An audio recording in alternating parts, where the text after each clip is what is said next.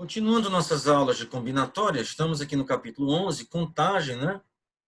Já vimos tudo isso daqui, contagem de relações, contagem de funções, fizemos todos esses exercícios. Importantíssimo princípio multiplicativo da contagem, fizemos todos esses exercícios. Permutações, já vimos aqui a fórmula de Stirling, eu não devo cobrar muito, mas é bom saber que há um modo de calcular n fatorial ou estimar o valor de n fatorial, sem fazer aquela multiplicação toda. Vimos arranjos, combinações, né?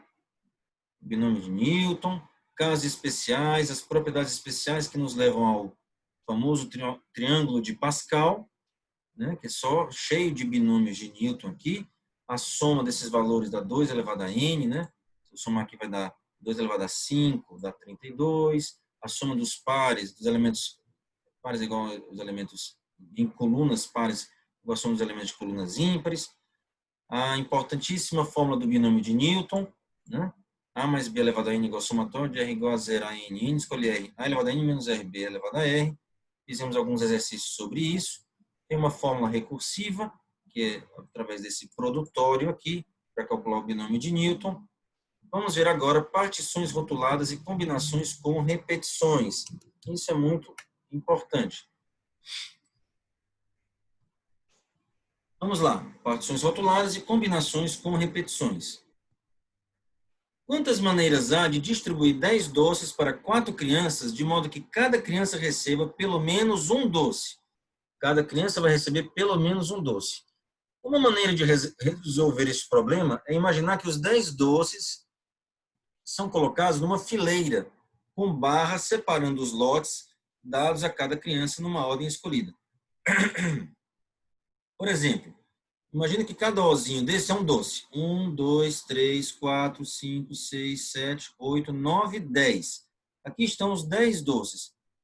Aí eu vou colocar essas barrinhas aqui para dividir. Como são 4 crianças, eu vou usar 3 barrinhas. 1, 2, 3. Então, a primeira criança vai receber 3 doces. A segunda criança vai receber 4 doces. A terceira vai receber 1 doce. E a última vai receber 2 doces. Ok? Então, essa figura, o que eu acabei de falar, representaria a solução de a primeira recebe 3, a segunda recebe 4, a terceira 1 e a quarta 2. Observe que precisamos colocar 3 barras para separar os lotes de 4 crianças. Como são 4, 1, 2, 3, 4, eu precisei de 3 separadores, 3 barrinhas dessas, né? Essas barrinhas são para separar os 10 doces. Não podemos colocar 2 barras na mesma posição. Se eu colocasse uma barra em cima da outra, do lado da outra, né? Uma criança não ia receber nada, mas cada criança tem que receber pelo menos um doce, né? E eu também não posso colocar uma barra no fim e nem uma barra no começo. Há, portanto, 9 posições possíveis para as barras. Eu tenho 10 doces, eu tenho que botar as barras nesses espaços aqui. Eu tenho quantos espaços?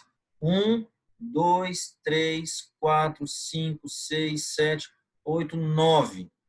Então, eu tenho 10 doces, eu tenho 9 espaços entre os doces para colocar as barras. E desses 9 espaços, eu tenho que escolher 3. São 4 crianças, eu vou usar 3 separadores. 1, 2, 3. Então, será 9, escolhe 3 igual a 84. Ok? Mas, geralmente, suponha que queremos repartir N elementos em P grupos distintos, sendo que cada grupo deve ter pelo menos um elemento. Ou seja, queremos saber quantas sequências x1 até xp de inteiros positivos, tais que x1 mais x2 até xp igual a n, considerando xi maior do que zero. Todos eles maiores do que zero. Não pode zero aqui. Assim como esse exercício, esse problema das crianças e dos doces. Cada criança tem que ter pelo menos um doce. Nesse exemplo aqui, cada x desses tem que ser pelo menos um. Aqui é o mesmo exercício, só que generalizando. Eu tenho n doces aqui, ó. E eu tenho p crianças, ok? Cada criança tem que receber pelo menos um doce. X1 é a quantidade de doces da criança 1. X2, a quantidade de doces da criança 2. XP é a quantidade de doces da criança P. E todos os valores têm que ser maior do que zero. Tem que ser pelo menos um, né? Então, nesse caso aqui, eu teria x1, x2, x3, x4. x1 igual a 3, x2 igual a 4, x3 igual a 1, x4 igual a 2. A soma tem que dar n. No caso aqui, no exemplo anterior, é 10.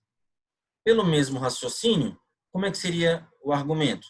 eu tenho N doces. Quantos espaços eu tenho? N menos 1 espaço. Eu tenho P crianças. Quantas barras eu tenho que colocar para separar P crianças? P menos 1 barras. Então, N menos 1 espaços, eu tenho que escolher P menos 1 para colocar as barras. N menos 1 escolhe P menos 1. Que é a mesma coisa que N menos 1 escolhe N menos P. Ok? Perfeito. Suponha agora o problema de dividir 6 doces para 4 crianças, mas permitindo que uma ou mais crianças fiquem sem nenhum doce. Agora ele pode ter criança que fique sem doce. Uma maldade, né? Mas esse exercício aqui está dizendo que pode. Podemos fazer esse problema P0, né, que pode ter zero, recair no anterior, com o seguinte truque. Distribuímos 10 doces para as 4 crianças, garantindo pelo menos um doce para cada uma. Então, recolhemos um doce de cada criança. Pode-se verificar que cada solução para esse problema P1 dá uma solução diferente para o problema P0. Ok? Então, qual é o problema P1? Cada criança recebe pelo menos um. Qual é o problema P0? Pode ter criança que recebe zero. Né?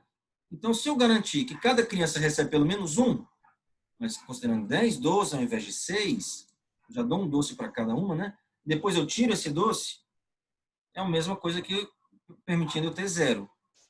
Portanto, o número de soluções do problema P0 é também 9, escolhe 3 igual a 84. Mas aqui, originalmente, eu tinha 6 doces e eu caí no problema de ter 10 doces, garantindo pelo menos um doce para cada. Problema P1. Ok? Eu não gosto muito desse modo de pensar, porque você está tirando doce de crianças. Eu prefiro pensar assim. É melhor pensar que, antes da distribuição injusta, alguém bondoso vem antes e dá logo um doce para cada criança, garantindo que cada uma tenha pelo menos um. É o mesmo modo de pensar. Né? Então, ao invés de tirar doce de criança, você está dando doce para a criança. Né? Então, imagina que eu vou ter uma solução dessas, né? Dou um doce para cada logo. Aqui no exercício anterior, cada criança não tem que receber pelo menos um? Dá logo um para cada. E agora cai nesse problema. Quando eu dei um para cada, de 10, sobraram 4. Eu tirei 4, sobraram 6 doces. Né? De 10, eu tirei um para cada, sobraram 6 doces. E agora, algumas crianças podem ficar sem nada nessa segunda rodada de distribuição de doces, ok? Então, vamos ver aqui. Mais geralmente, suponha que queremos repartir N elementos, são os N doces, em P grupos distintos, são as P crianças, mas permitindo que cada grupo fique vazio, ou seja, crianças podem ficar sem doces. Matematicamente, queremos saber quantas soluções existem para a equação x1 mais x2 até xp igual a n. Eu tenho n doces, x1 é a quantidade da primeira criança, x2 é da segunda criança, xp é da criança p, e essa quantidade de doces tem que ser igual a n. Cada incógnito deve ser um número natural que pode ser zero, nessa segunda possibilidade aqui. Podemos transformar esse problema no problema anterior pela seguinte estratégia. Contamos o número de soluções para y1 mais y2 até yp igual a n mais p. O que é que eu fiz aqui? Eu tinha n doces, não é isso? Eu dou um doce para cada criança, aquele truque que eu falei lá, né? Quando eu dou um doce para cada criança, eu tinha n, eu tive agora, então aumentei a quantidade de doce para n mais p. Eu não tirei daqui, né? Aqui eu só posso dar, pode ter criança que receba zero. Então eu vi uma pessoa antes e dá logo um doce para cada criança. Então a quantidade de doce vai ser o n, que vai vir depois, mais os p que eu dei antes. N mais p doces. E agora esses números aqui me garantem que eu não vou ter valor zero, que cada criança recebeu um doce. Note que cada solução dessa fornece uma solução distinta para o original, com xi igual a yi menos 1. Não é isso? O xi é o yi menos 1. Se aqui uma criança recebeu 1, aqui ela recebeu 0 na segunda rodada. Né? Y1 é no geral, com um cara bondoso entregando os doces antes. O x1 é só na segunda rodada. Ok? Portanto, o número de soluções vai ser a mesma do primeiro caso, que é n mais p menos 1, escolhe p menos 1. Aqui antes não era n menos p, p menos 1, só que agora o n aqui é diferente. O n aqui é n mais p. Então vai ficar n mais p menos 1, que é n, escolhe p menos 1, escolhe p menos 1.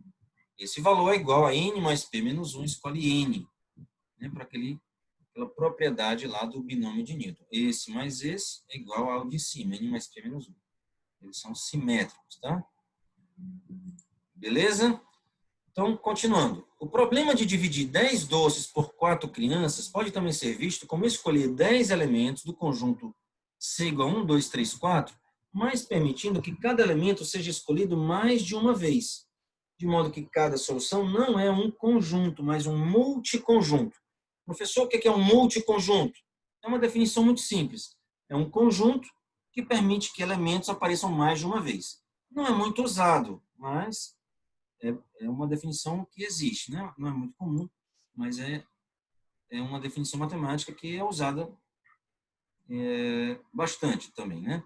Não é tanto usado, mas é bem conhecido. Então, de novo, o que é um multiconjunto? É um conjunto que permite um elemento aparecer mais de uma vez, ok? Não é conjunto, é um nome diferente, multiconjunto, tá? Um conjunto normal não permite isso. Por exemplo, uma solução seria 1, 1, 1, 2, 2, 2, 2, 3, 4, 4. O que seria isso? É um multiconjunto dos elementos de 1, 2, 3, 4, dizendo que eu tenho 3 doces para a criança 1, 1, 1, 1, 4 doces para a criança 2, 1 doce para a criança 3 e 2 doces para a criança 4. Ok? Que é diferente de 1, 1, 2, 2, 2, 2, 3, 4, 4, 4. Certo? Aqui 2 doces para a primeira, 4 para a segunda, 3 para a terceira e 4, 4, 4 para a quarta criança. Perdão, 3 doces para a quarta criança. Mas, geralmente, queremos saber quantos multiconjuntos, cada um com N elementos no total, podem ser formados com os P elementos de um dado conjunto. Esses multiconjuntos são as combinações por repetições desses P elementos, chamados N a N. E seu número é dado pela fórmula 11.9. Certo? Gente, isso aqui não é uma coisa nova. Isso aqui só está dizendo que tudo isso que a gente acabou de ver, essas contas, pode ser útil, né? Essas contas aqui dos doces para as crianças, aqui em cima, cada criança tem que receber pelo menos um. E aqui embaixo, pode ter criança que não receba nada. Isso é útil para contar multiconjuntos, ok? Perfeito. Então, vamos lá. Exercício 11.31. De quantos modos podemos comprar 3 sorvetes numa sorveteria que oferece 7 sabores distintos? Note que podemos comprar mais de um sorvete do mesmo sabor. Como é que a gente analisa isso? Olha só, eu quero comprar 3 sorvetes. Pode ser todos do mesmo sabor, né? É como se eu tivesse 7 crianças, né? E eu vou distribuir lá as 3 coisas. Eu tenho que escolher 3 dali, né? Mesmo problema anterior, considerando 7 crianças e 3 doces, né? Ok? Perfeito? Então, eu tenho 7 crianças, 3 doces, eu tenho que escolher. Pode ser que tenha uma criança que receba os 3 doces, ou seja, pode ser que tenha um sabor, eu comprei os 3 daquele mesmo sabor. Perfeito? Ou posso ter 2 de um sabor e 1 de outro. Ou pode ser 3 sabores diferentes. Tudo bem?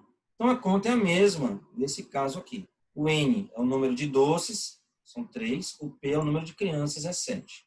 Tá bom? Só fazer essa continha aí. Ok, vamos ver alguns exercícios aqui.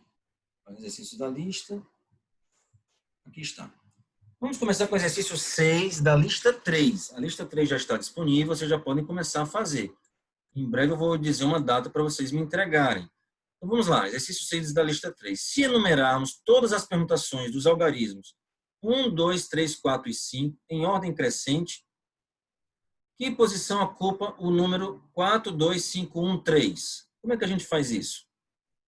Se eu for enumerar todas as permutações de 1, 2, 3, 4 e 5, em qual posição vai ficar o 4, 2, 5, 1, 3? Vamos contar quantas vêm antes dela, né? 4, 2, 5, 1, 3. Vamos contar quantas começam em 1. São 4 fatorial permutações, porque eu fixei 1, né? Começa em 1. Fixado 1, eu posso mexer esses 4 outros à vontade. Qualquer permutação, então dá 4 fatorial. A mesmo exemplo com 2. Começar com 2, os 4 seguintes eu posso permutar de qualquer modo. E começando em 3, 4 fatorial também. Então, tem 4 fatorial, mais 4 fatorial, mais 4 fatorial, começando com 1, 2 ou 3. Mas aqui começa com 4, né? Que eu quero. Então, vamos pensar agora, começando com 4, 1. Para começar com 4, 1, eu tenho 3 posições restantes que eu posso permutar à vontade. Então, 3 fatorial. E quantas permutações começando com 4, 2, 1? Aqui, ó, depois do 4, 1, vem 4, 2, 1, alguma coisa, né? Então, eu posso permutar à vontade esses dois últimos. 4, 2, 1 tem mais 2 números, né?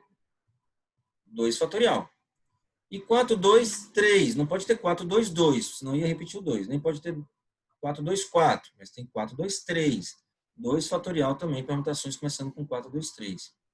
Depois do 4, 2, 3, não vem 4, 2, 4, que é repetir. Então, é 4, 2, 5, alguma coisa.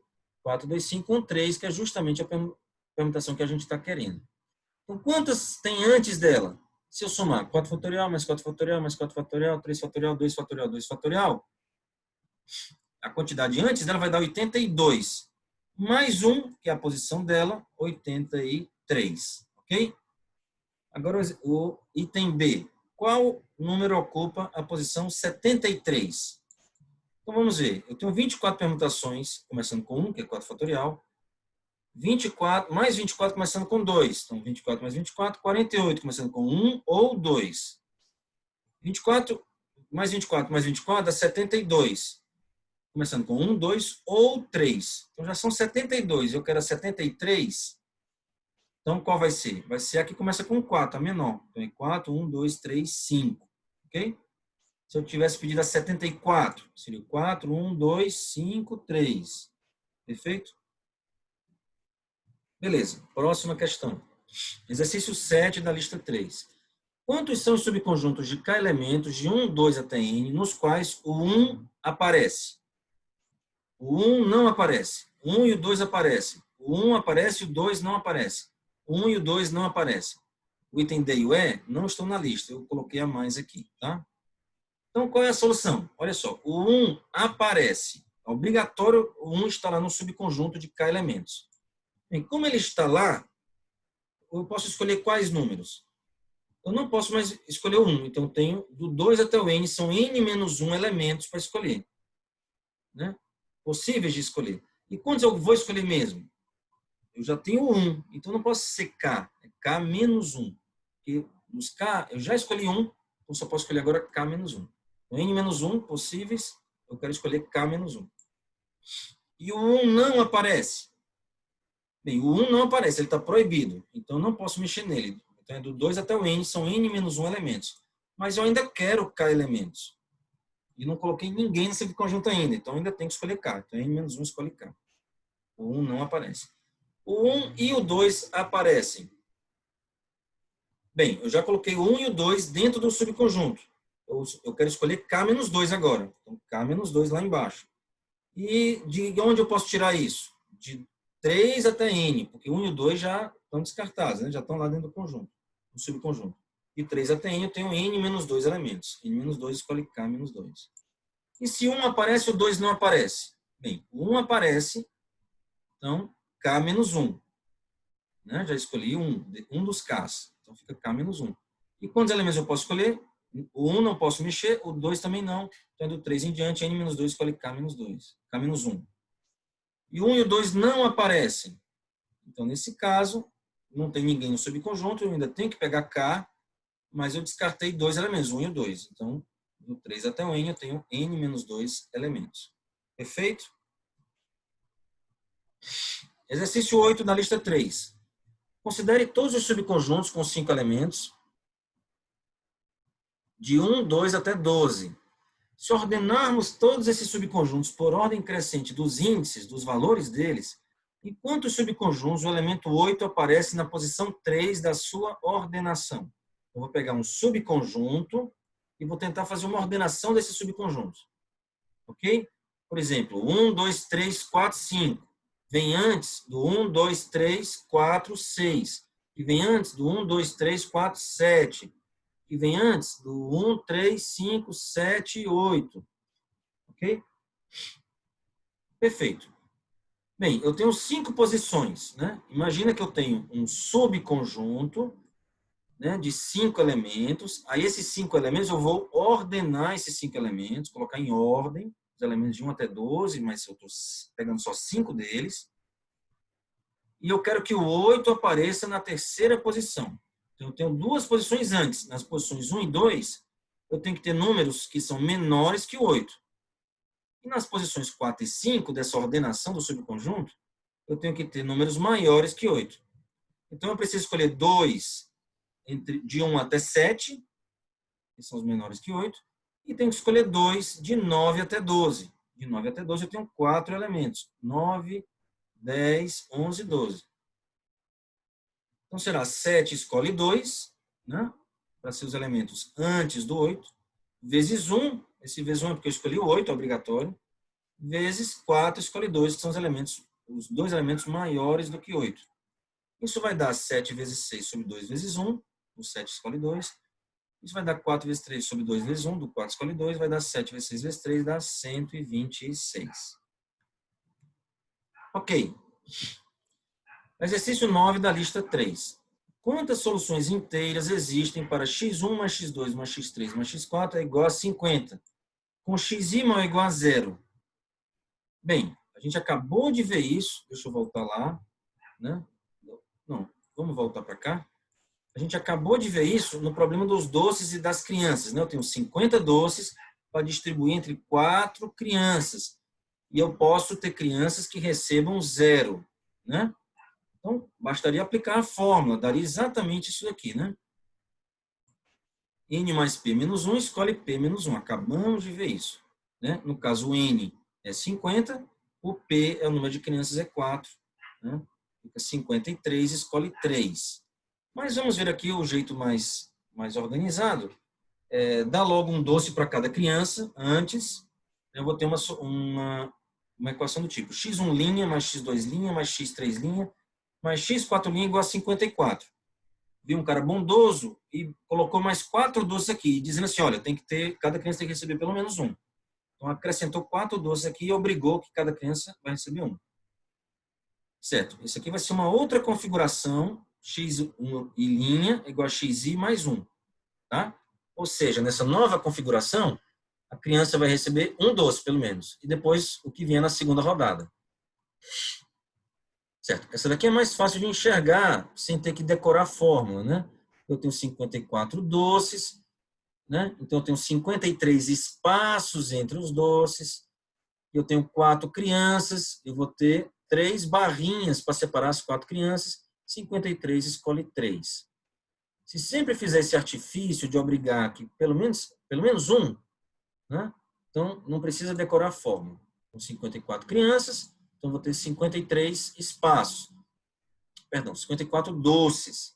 Vou ter 53 espaços para colocar as barras. Como são 4 crianças, 3 barrinhas para fazer a separação. 53 escolhe 3.